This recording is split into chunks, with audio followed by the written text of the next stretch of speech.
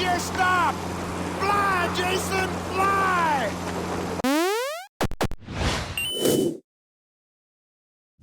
Hello there, boys and girls. Max Scoville here for Rev3 Games. If you guys have been following our coverage over the course of the last year, you should be well aware that Far Cry 3 is a game I have been eagerly awaiting, and it's arguably the last big game of 2012. Is it as fun as my shirt? Let's find out. God, I haven't done Sambuca since I was 20 years old.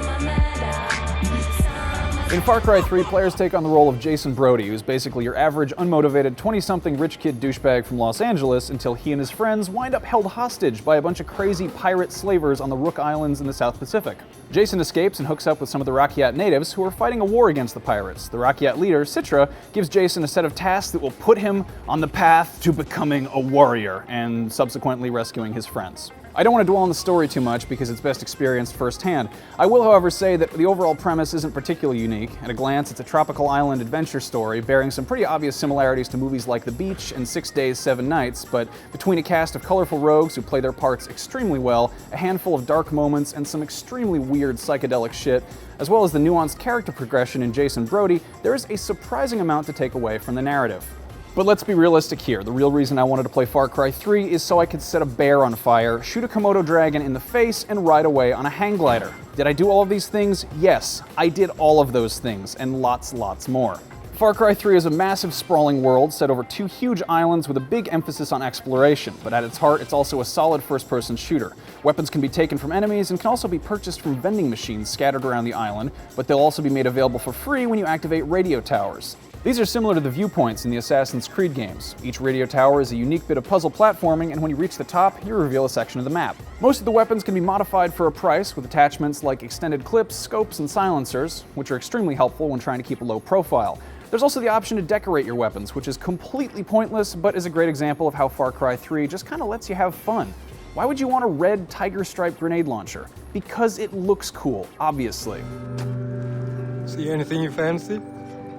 I like the red ones myself. Far Cry 3 isn't just about shooting bad guys, though. Some of it's about shooting animals, because you need to make belts, pouches, and wallets out of them. In a lot of games, hunting is just sort of a thing that's there for you to do if you feel like it, but in order to carry more than 2 guns and $1,000 at a time, you're going to need to kill a bunch of animals. I know some people might get upset by having to disembowel some poor tapir, so it's probably worth mentioning.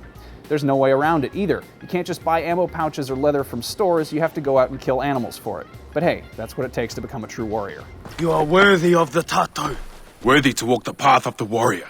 In addition to leathercraft, you'll also need to do a bit of jungle alchemy, though it's less of a requirement. There are plants scattered around the island that can be used to make different types of syringes, healing obviously, as well as stuff to improve combat, hunting, and exploration. You can heal manually, but it'll take a few seconds, whereas using a healing syringe will instantly replenish your life. Now, I know that I said Far Cry 3 was a kick-ass first-person shooter and then started listing RPG mechanics, but bear with me. The overarching theme of the game is Jason's transformation into a Rakyat warrior, and this progression is implemented by 3 different skill trees. Each one's supposed to be focused on a different playstyle, but I never felt limited by the choices, and you're free to cherry-pick as you wish. Probably the most interesting skills are the takedowns, which are basically just melee kills done to any enemy who isn't looking at you. You eventually can string them together and do cool stuff like throw one dude's knife at another. Each skill is represented by a tribal tattoo, or tatau, which you see on Jason's arm the entire time in the game. When I first heard about this mechanic, I groaned because I don't like tribal tattoos, but it really works quite well in practice and actually plays a significant part in the story. Like I said before, Far Cry 3 involves a lot of traveling around the open world and exploring. Vehicles play a large part. The Rook Islands are littered with cars, jeeps, ATVs, jet skis, Zodiacs, and probably my favorite, hang gliders. There are also zip lines, and certain hillsides can be slid down quickly. As someone whose biggest draw to open world games is freedom and exploration, I was delighted by all these additions, but sometimes I do just want to get to the next mission, and thankfully Far Cry 3 has a fast travel system, which unlike Far Cry 2, isn't just a crappy bus route. It's probably worth mentioning that Far Cry 3 pretty much fixes every problem I had with Far Cry 2. Fast travel's a big one, but they've also removed jam guns and of course malaria. If you are a fan of these quote-unquote realistic elements, you may be disappointed, but for most players these are a welcome change. New fast travel points and weapon stores are unlocked by liberating enemy camps, which is done by going into the camp and killing all the dudes. Camps have alarms, so if you're detected by the enemies, they'll call for backup. It's easy to find yourself completely outnumbered, but alarms can be disabled, and if you're careful, all the enemies can be taken out stealthily, earning a major experience bonus. Far Cry 3 gives players a ton of freedom, and if you want to charge in guns blazing, that's fine, but I was surprised at how well it worked as a stealth game. Excluding a couple of missions that are automatic failures upon detection, Far Cry 3 does a really good job of incorporating stealth elements that add to the experience of the game instead of making it tedious. Far Cry 3's answer to Solid Snake's knocking on walls or Ezio's whistle from a haystack is throwing a stone. It's simple but pretty brilliant and can be used to distract enemies or lure them into a trap. Enemy AI is smart enough to pose a challenge but not omniscient, and it's lots of fun to mess with. A lot of enemy camps will keep dangerous wild animals locked up in flimsy bamboo cages, and if you shoot the cages open with a silent sniper rifle, the animals will run around and kill the bad guys for you without them knowing you're there. Dynamic fire also returns in Far Cry 3, and if you never figured it out as a teenager, burning stuff is lots of fun. Between flamethrowers, molotovs, flaming arrows, and the obligatory smattering of explosive red barrels, there's no shortage of fodder for the average pyromaniac. There's one mission where you're handed a flamethrower and told to go mess up the enemy's pot farm, and it's easily one of my favorite moments of gaming this year. It's just stupid, loud, exciting fun. I played Far Cry 3 installed on a 360 and it looked gorgeous for the most part. Obviously, current console hardware is being pushed to its limits, and if you get up close, you're going to see some assy textures and jagged edges, but you're not going to notice when you're soaring over a tropical island on a hang glider or setting a bear on fire. For the most part, it looks pretty good. Honestly, my only complaints about Far Cry 3 are to do with its save system and checkpoints. It's not terrible, it's just a little bit unpredictable. In places that you might assume are autosaves, like immediately after a long cinematic sequence, won't be. Also, right before the final set of missions, you're given a warning of whether or not you're ready for endgame, and I highly recommend everyone manually create a separate save file before then, because there are two endings, and if you're not careful, you'll have to replay the entire game to see them both. Of course, it's an awesome game, so you might feel like doing that anyway. I plowed through the single player of Far Cry 3 in around 13 hours, which isn't super long, but I also left about half the map unexplored. Aside from the story, there are also side quests and missions based on hunting, assassination, and collecting artifacts. There are also supply drops where you have to deliver medicine to a location in a time limit, as well as poker, knife throwing, and racing. That's only single player though. There's also an entire 4-player co-op campaign and a handful of online multiplayer modes.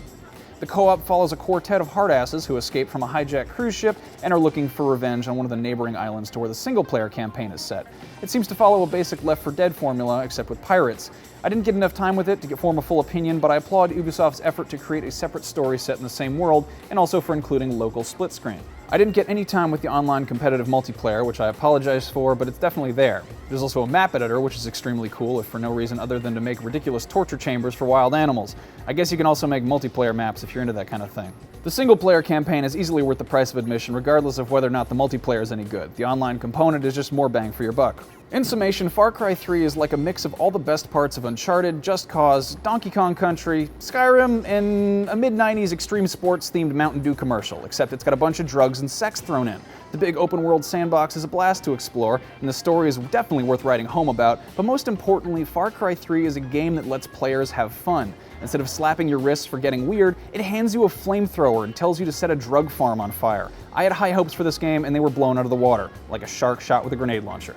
Overall, Far Cry 3 is one of the best games of 2012. It's coming in late in the race, but you definitely don't want to miss it. That's what I thought of the game anyway. If you guys have any questions or comments, be sure to leave them below. I will try and get back to you. And be sure to stay tuned to Rev3 Games for the rest of our Far Cry 3 and other video game gaming coverage. I will see you guys around.